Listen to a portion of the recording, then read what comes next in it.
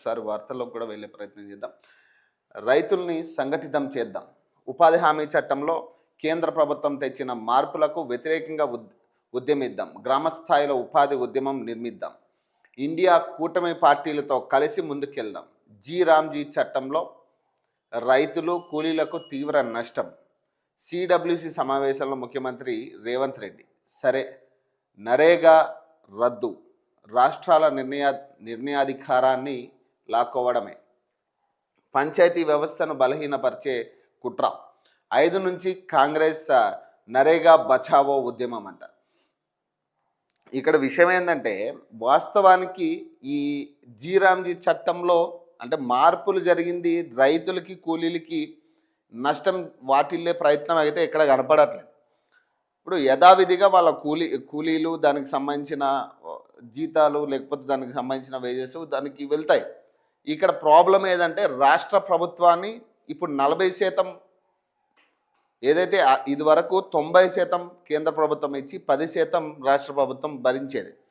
So ఏదైతే ఈ ఉపాధి హామీ పథకానికి సంబంధించి, కానీ ఇప్పుడు ఏమంటుంది కేంద్ర ప్రభుత్వం 60% మేము ఇస్తాం, 40% రాష్ట్ర ప్రభుత్వాలు భరించాలి అంటున్నారు. ఈ 40% అదన బాధ్యత పడబోతూ ఉంది రాష్ట్ర ప్రభుత్వాల మీద. సో అదన అప్పు కాబోతూ ఉంది రాష్ట్ర ప్రభుత్వాలు. ఇది కేవలం రాష్ట్ర ప్రభుత్వాల మీద పడే బర్డెన్ ఇది. సో దీన్ని రైతులకి లేదంటే ఉపాధి హామీ కూలీలకి అంటగట్టాల్సిన అవసరం లేదు. వాళ్ళకి వచ్చే మార్పులు ఏం పెద్ద మార్పులేం కాదు, ఒక పేరు మార్పు తప్పితే ఇక్కడ పెద్ద మార్పు జరిగే పరిస్థితి ఏం లేదు. వాళ్ళకి ఇచ్చే వేతనాల్లో కావచ్చు ఎక్కడా కూడా మార్పులు జరిగే పరిస్థితి, మార్పులు చేస్తామని కానీ ఎక్కడా కూడా కేంద్ర ప్రభుత్వం అనౌన్స్ చేయలే. కేంద్ర ప్రభుత్వం చెప్పేది ఏంటంటే ఇప్పటి వరకు గాంధీజీ పేరు మీద ఉన్న ఈ ఉపాధి హామీని ఈ రామ్జీ పేరు మీద పెట్టబోతున్నాం అనేది వాళ్ళు అనౌన్స్ చేసిన పరిస్థితి. అలాగే రాష్ట్ర ప్రభుత్వాలు ఇప్పటి వరకు 10% ఏదైతే బాధ్యత వహించాయో ఇప్పుడు 40% బాధ్యత వహించాలి అనేది ఇప్పుడు కేంద్ర ప్రభుత్వం డెసిజన్. సో మీరు ప్రభుత్వాలు మాట్లాడుకోవాల్సిన విషయం ఉంది ఇక్కడ. మీరు ప్రభుత్వానికి మీకు ఏదైతే అదనంగా 30% బడ్డెన్ వేస్తున్నారో దాని గురించి మీరు మాట్లాడాల్సిన అవసరం ఉంది. కాకపోతే దీన్ని కూలీలకి లేదా ఉపాధి హామీ కూలీలకు రైతులకు అంటగట్టి ఈ ఉద్యమం రైతుల ఉద్యమం అని నిర్మించే ప్రయత్నం చేయొద్దు. రైతుల మీద ఇట్లాంటి అనవసరమైన విషయాలను తీసుకొచ్చి అసలే రైతులు ఆగమైన పరిస్థితి, ఉపాధి కూలీల పరిస్థితి కూడా చాలా ఘోరంగా ఉంది పనులు లేక.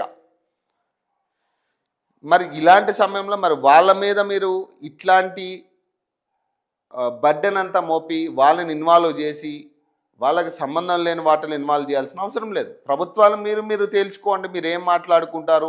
మరి 30% ఇస్తామంటారా లేదా 20%కి పరిమితం చేసుకుంటారా లేదా మళ్ళీ గతంలో 10% ఏదైతే ఇచ్చామో అలాగే కంటిన్యూ అవుదామని మీరు మాట్లాడుకుంటారా? సో మీరు అడగాల్సిన బాధ్యత మీకుంది. సో ఎందుకు ఈ 40% అదన బాధ్యత మాకు ఎందుకు చేస్తున్నారు? సో 30% అదన బాధ్యత పడతా ఉంది, 40% అంటే గతంలో 10% మేము పే చేసేవాళ్ళం కదా అనే దాని మీద మీరు మాట్లాడుకోవచ్చు. కాకపోతే రైతులు ఇన్వాల్వ్ చేసి రైతు సమస్య కింద దీన్ని క్రియేట్ చేయదు. సో ఇది మహాత్మా గాంధీ జాతీయ గ్రామీణ ఉపాధి హామీ పథకంలో కేంద్ర ప్రభుత్వం తీసుకొచ్చిన మార్పులపై రైతులను సంఘటితం చేద్దామని ముఖ్యమంత్రి రేవంత్ రెడ్డి ప్రతిపాదించారు. కేంద్రం కొత్తగా తీసుకొచ్చిన రామ్జీ చట్టంలో జరిగే నష్టం గురించి పల్లెకు తిరిగి అన్నదమ్ములకు అవగాహన కల్పిద్దామని సూచించారు. నరేగాకు మద్దతుగా గ్రామ స్థాయిలో పెద్ద ఎత్తున ఉద్యమ కార్యాచరణ చేపడదామని చెప్పారు. న్యూఢిల్లీలోని ఇందిరా భవన్లో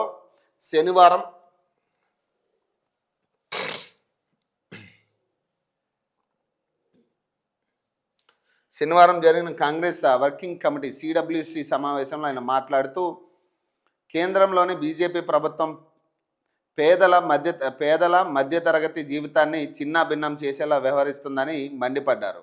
నరేగా స్థానంలో కేంద్రం కొత్తగా తీసుకొచ్చిన రామ్జీ చట్టంలో దేశంలో రైతులపై తీవ్ర ప్రభావం చూపుతుంది. ఇది దేశంలోని వ్యవసాయ కార్మికులు, పేద రైతులు, కూలీలకు తీవ్ర నష్టం కలిగిస్తుంది. కోట్లాది మంది గ్రామీణ వ్యవసాయ కార్మికులు, ఇతర పేదలకు భరోసాగా ఉన్న ఉపాధి హామీ చట్టాన్ని రద్దు చేయడంతో గ్రామీణ పేదలు పని కోల్పోయే ప్రమాదం ఉంది.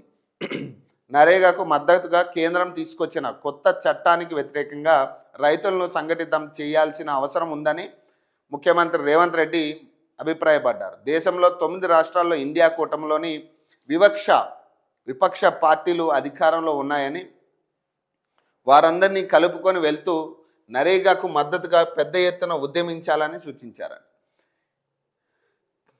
ఇప్పుడు ఇక్కడ విషయం ఏంటంటే, ఇప్పుడు మీరు ఏదైతే సంఘటితం చేద్దాం రైతుల్ని, లేకపోతే ఈ ఇండియా కూటమికి సంబంధించిన అన్ని పార్టీలని కూడా కలుపుకుని పోదామని ఏదైతే మాట్లాడుతూ ఉన్నారో, తెలంగాణ విషయానికి వస్తే ముఖ్యంగా ఒక పక్క యూరియా ఇబ్బందులు చాలా ఉన్నాయి. పాపం రైతులు ఇప్పటికీ కూడా దాని మీద చాలా ఇబ్బందులు పడుతూ ఉన్నారు. మేము ప్రతిరోజు లైవ్లో మాట్లాడుతూనే ఉన్నాం ఈ యూరియా కష్టాల మీద.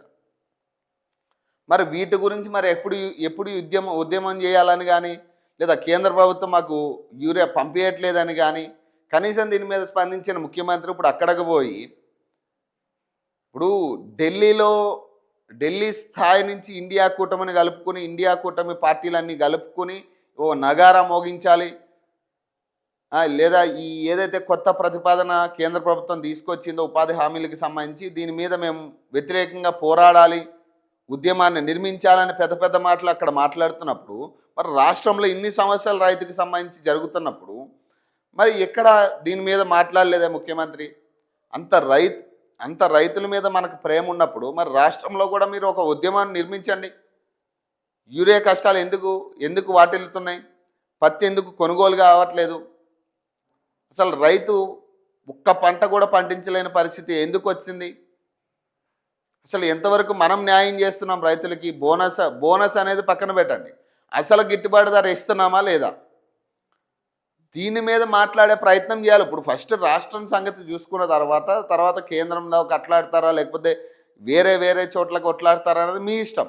ముందు రాష్ట్రంలో రైతుల పరిస్థితి ఏందనేది ఆలోచించేవాడు లేడు. కానీ ఇప్పుడు ఢిల్లీకి పోయి ఢిల్లీ నుంచి యావత్ ఇండియాలో ఉన్న రైతుల గురించి ఆలోచించే పరిస్థితి ఉంది ఈరోజు. ఇండియా కూటమి ఎక్కడెక్కడ ఉందో, ఇండియా కూటమి పార్టీలు ఎక్కడెక్కడైతే ఉన్నాయో ఆ ప్రాంతాల్లో ఉన్న రైతుల గురించి మాత్రం రేవంత్ రెడ్డి ఆలోచిస్తూ ఉన్నాడు.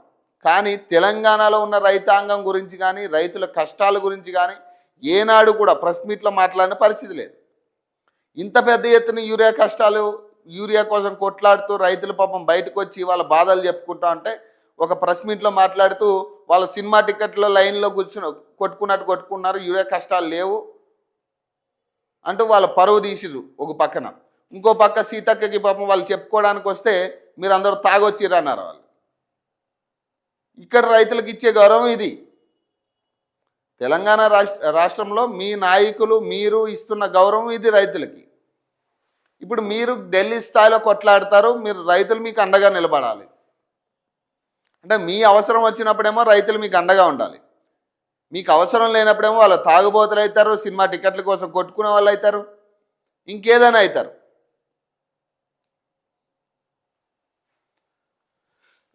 ఫస్ట్ మన రాష్ట్రంలో రైతాంగం పరిస్థితి ఏంటి, దీని మీద మనమేమి చేయాలి, మనం ఏం హామీలు ఇచ్చాం, 6 గ్యారెంటీలతో పాటు మనం ఏం హామీలు ఇచ్చాం వాళ్ళకి కొత్తగా, ఆ హామీలు ఎంతవరకు నెరవేర్చారు, అసలు గిట్టుబాటు ధర ఉందా లేదా, పత్తి రైతులేమో సూసైడ్ చేసుకుని చనిపోయిన పరిస్థితి, అధికారులు కాళ్ళ మీద పడుతూ కొనాలని ఎవరో కొనకపోతే అధికారులు కాళ్ళ మీద పడి మరి రైతులు వేడుకునే పరిస్థితి వచ్చింది.